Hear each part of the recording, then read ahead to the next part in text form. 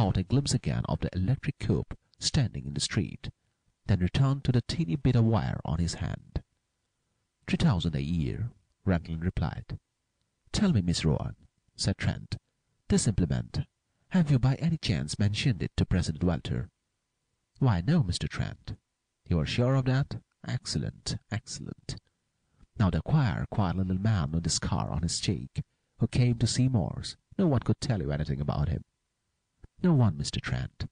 But yesterday Wade's landlady told me that a man has come to ask for Will every forenoon since he disappeared, and she thinks this may be the man with the scar, though she can't be sure, for he kept the collar of his overcoat up about his face.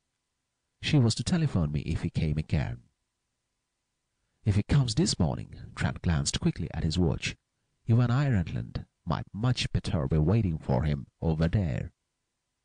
The psychologist rose, putting the bent, twine-wound bit of wire carefully into his pocket, and a minute later the two men crossed the street to the house, already known to Rantland, where Morse had boarded. The landlady not only allowed them to wait in her little parlour, but waited with them until at the end of an hour she pointed with an eager gesture to a short man in a big ulster who turned sharply up the front steps. "That's him, see!" she exclaimed. "That man with the scar!" cried Rantland. "Well, I know him." He made for the door, caught at the ulster, and pulled the little man into the house by main force. "Well, Dickie," the secret agent challenged, as the man faced him in startled recognition, "what are you doing in this case? Trent, this is Inspector Dickey of the Customs Office." He introduced the officer. "I am in the case on my own hook, if I know what case you were talking about," piped Dickey. "Morse, eh? And the American Commodities Company, eh?" "Exactly," said Rantland brusquely. "What were you calling to see Landers for?" "You know about that?" The little man looked up sharply. "Well, 6 weeks ago, Landers came to me and told me he had something to tell. A secret system forbidding the customs. But before we got to terms, he began losing his nerve a little. He got it back, however, and was going to tell me when, all at once, he disappeared, and 2 days later he was dead. That made it harder for me, so I went after Morse. But Morse denied he knew anything. Then Morse disappeared too." "So you got nothing at all out of them?" Rantland interposed. "Nothing I could use. Landers, one time, he was getting off his nerve, showed me a piece of bent wire, with string around it, in his room, and began telling me something when Rowan called him in, and then he shut up." "A bent wire?" Trent cried eagerly. "Like this?" He took from his pocket the implement given him by Edith Rowan. "Morse had this in his room, the only thing in a locked drawer." "The same thing!" Dickey cried, seizing it. "So Morse had it too, after he became checker at scale number 3, where the cheating is, if anywhere. The very thing Landers started to explain to me, and how they cheated the customs with it. I say we must have it now, Rantland. We need only to go to the docks and watch them while they weigh, and see how they use it, and arrest them, and then we have them at last, eh, old man?" he cried in triumph. "We have them at last." "You mean," Trent cut in upon the customs man, "that you can convict and jail perhaps the checker, or a foreman, or maybe even a dock superintendent, as usual. But the man higher up, the big man, who were really at the bottom of this business, and the only ones worth getting, will you catch them?" "We must take those who we can," said Dickey sharply. Trent laid his hand on the little officer's arm. "I am a stranger to you," he said, "but if you have followed some of the latest criminal cases in Illinois, perhaps you know that, using the methods of modern practical psychology, I have been able to get results where old ways have failed. We are front to front now with perhaps the greatest problem of modern criminal catching. To catch, in cases involving a great corporation, not only the little man, low down, who performed the criminal acts, but the man higher up, who conceive or connive at the criminal scheme.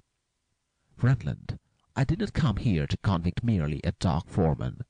But if we are going to reach anyone higher than that, you must not let Inspector Dickey excite suspicion by prying into matters at the docks this afternoon." "But what else can we do?" said Rantland doubtfully. Modern practical psychology gives a dozen possible ways for proving the knowledge of the man higher up in this corporation crime. Trant answered, and I am considering which is the most practicable. Only tell me, he demanded suddenly.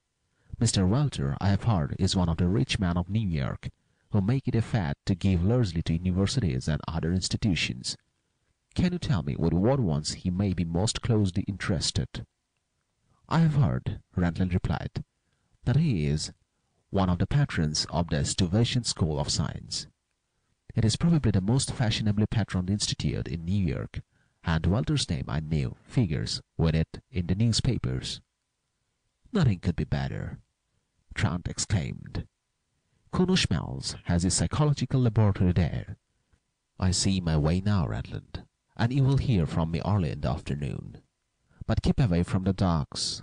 He turned and left the astonished customs officers abruptly. Half an hour later, the young psychologist sat in his cart to Professor Schmelz in the laboratory of the Stuyvesant School of Science.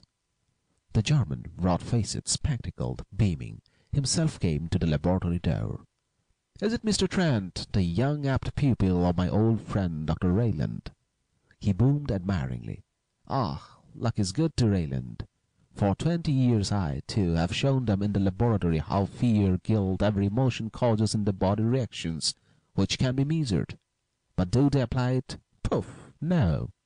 It remains to them all impractical, academic, because I have only nincompoops in my classes." "Professor Schmelz," said Trent, following him into the laboratory and glancing from one to another of the delicate instruments with keen interest, "tell me along what line you are now working." "Ah, I have been working for a year now, experimenting with the plethysmograph and the pneumograph. I make a taste, I make a smell, or I make a noise to excite feelings in the subject, and I read by the plethysmograph that the volume of blood in the hand decreases under the emotions and that the pulse quickens, and by the pneumograph I read that the breathing is easier or quicker, depending on whether the emotions are pleasant or unpleasant. I have performed this year more than 2,000 of those experiments." "Good. I have a problem in which you can be of very greatest use to me, and the plethysmograph and the pneumograph will serve my purpose as well as any other instrument in the laboratory. For no matter how hardened a man may be, no matter how impossible it may have become to detect his feelings in his face or bearing, he cannot prevent the volume of blood in his hand from decreasing, and his breathing from becoming different under the influence of emotions of fear or guilt. By the way, Professor, is Mr. Welter familiar with these experiments of yours?" "What he?" cried the stout German. "For why should I tell him about them? He knows nothing. He has bought my time to instruct classes. He has not bought, by Jiminy, everything, even the soul God gave me. But he would be interested in them. To be sure, he would be interested in them. He would bring in his automobile 3 or 4 other fat money makers, and he would show me off before them. He would make his trained bear, that is me, dance." "Good!" cried Trent again, excitedly. "Professor Schmelz, would you be willing to give a little exhibition of the plethysmograph and pneumograph this evening, if possible, and arrange for President Welter to attend it?"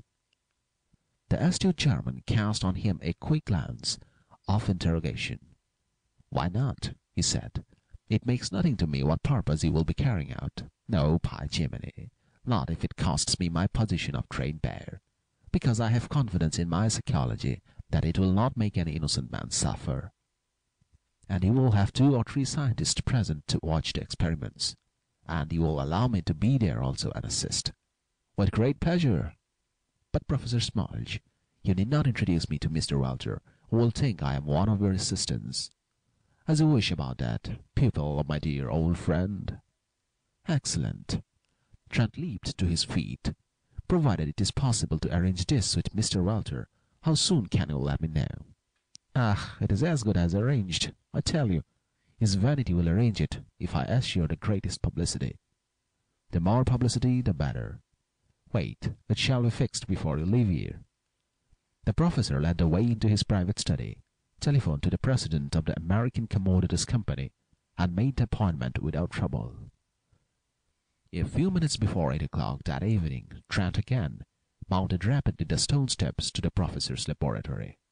The professor and two others, who were bending over a table,